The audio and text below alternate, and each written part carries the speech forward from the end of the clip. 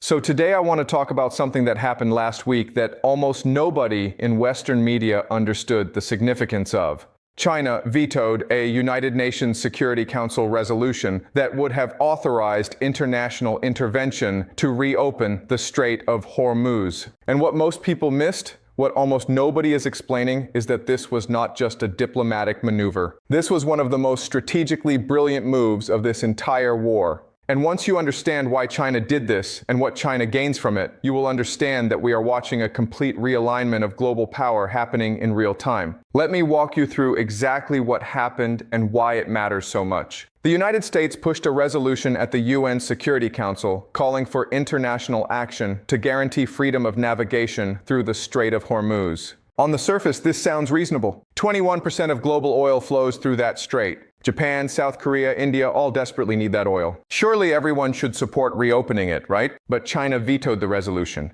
And the reason why tells you everything you need to know about how the global order is changing. So let me explain China's calculation here because it is absolutely masterful. China imports approximately 40% of its energy from the Gulf Cooperation Council. 40%. So you would think China would desperately want the Strait of Hormuz reopened. China's factories need energy. China's economy needs oil. And yet China vetoed the resolution that would reopen the strait. Why? Because China understands something that most Western analysts are completely missing. This war is not about the Strait of Hormuz. This war is about who controls the global economic system for the next 50 years. And China just positioned itself to win that contest. Let me break down China's strategy step by step. First, by keeping the Strait of Hormuz closed, China is forcing a global energy crisis. Oil prices are rising. Energy costs are skyrocketing. Every nation that depends on Gulf oil is suffering economically. Japan, South Korea, India, Thailand, Vietnam, all of them are facing fuel shortages, inflation, industrial slowdowns. And all of them are asking the same question. If America cannot keep the Strait of Hormuz open, if American military power cannot guarantee our energy supply, then what is American protection actually worth? This is the question China wants these nations asking. Because once they start asking that question, once they start doubting American reliability, they start looking for alternatives. And China is ready to offer them one. China is saying, you do not need to depend on Gulf oil shipped through vulnerable choke points that America cannot protect. You can buy oil and gas from Russia. You can buy from Central Asia. You can build pipelines that bypass maritime choke points entirely. And all of those alternatives run through China or depend on Chinese financing and Chinese infrastructure. Second, and this is crucial, by allowing the energy crisis to worsen, China is weakening its economic competitors. Japan and South Korea are China's main manufacturing rivals. Both nations have built their economies around importing cheap energy and exporting high-value manufactured goods. If energy becomes expensive, if energy supplies become unreliable, Japan and South Korea's competitive advantage disappears. Their costs rise. Their exports become less competitive. And Chinese manufacturers gain market share. China is weaponizing this energy crisis against its economic rivals while positioning itself as the solution provider. Third, China is forcing Europe into an impossible position. Europe depends heavily on Middle Eastern energy. Germany, Italy, Spain, all of them need Gulf oil and gas. And with the Strait of Hormuz closed, European energy prices are surging again after they just barely recovered from the shock of losing Russian gas. European industries are becoming uncompetitive. European living standards are declining. And European governments are facing massive political pressure. China is watching Europe weaken in real time. And a weakened Europe is less able to support American containment strategies against China. Fourth, and this is where it gets really interesting, China is using this crisis to accelerate de-dollarization. Remember what I have explained before about the petrodollar system. The global dominance of the US dollar depends on oil being priced in dollars. But with the Strait of Hormuz closed, Gulf oil is not flowing freely to global markets anymore. And the oil that is still flowing, much of it is being sold outside the dollar system. Russia is selling oil to China in yuan. Iran is selling oil in currencies other than dollars. Saudi Arabia is starting to accept yuan for some oil sales. The petrodollar system is cracking. And China is deliberately widening those cracks by keeping the Strait of Hormuz closed. Because every day the strait remains closed, every day that global energy markets remain disrupted, more nations realize they need alternatives to dollar-denominated energy transactions. And China is ready to offer yuan-denominated energy trade, yuan-denominated financing, yuan-denominated everything. China is building a parallel financial system, and this energy crisis is accelerating its adoption. Fifth, China is forcing American military overextension. The United States has now been fighting in the Middle East for weeks. Thousands of strikes. Billions of dollars spent. American naval forces tied down in the Persian Gulf. American air assets committed to the region. American attention and resources completely focused on Iran. And while America is bogged down in the Middle East, what is happening in the Pacific? China has more freedom of action. China can pressure Taiwan. China can expand in the South China Sea. China can strengthen its position while America is distracted. This is exactly what China wants. Sixth, and this is perhaps the most important point, China is demonstrating to the entire world that America cannot solve this problem. Every day that passes, every day that the Strait of Hormuz remains closed despite American military power, American credibility declines. Allies and partners around the world are watching, and they are drawing conclusions. If America cannot keep a 21-mile wide strait open, if America cannot guarantee global energy supplies, if American military dominance is not enough to solve this crisis, then maybe American leadership of the global system is not as secure as we thought. This is devastating to American soft power.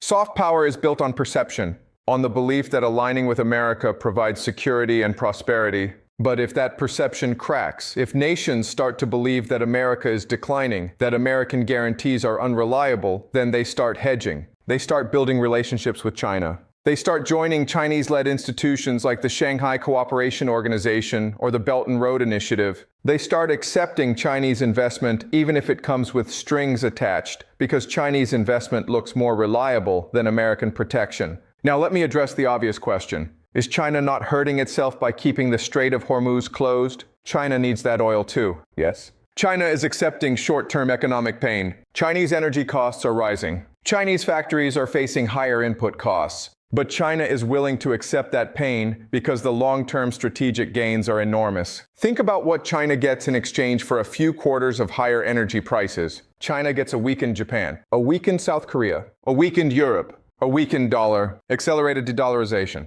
an overextended American military, declining American credibility, increased demand for Chinese alternative infrastructure. All of this in exchange for temporarily higher energy costs that China can partially offset by buying discounted oil from Russia and Iran. From China's perspective, this is an incredibly favorable trade. And here is something most people are not considering. China has been building strategic petroleum reserves for years. China has stockpiled oil specifically for scenarios like this. China can weather this energy disruption better than most nations because China prepared for it. Japan has about 180 days of oil reserves. South Korea has similar levels. China has been less transparent about its reserves, but estimates suggest China has enough strategic stockpiles to sustain its economy for months, even with reduced imports. China built a cushion.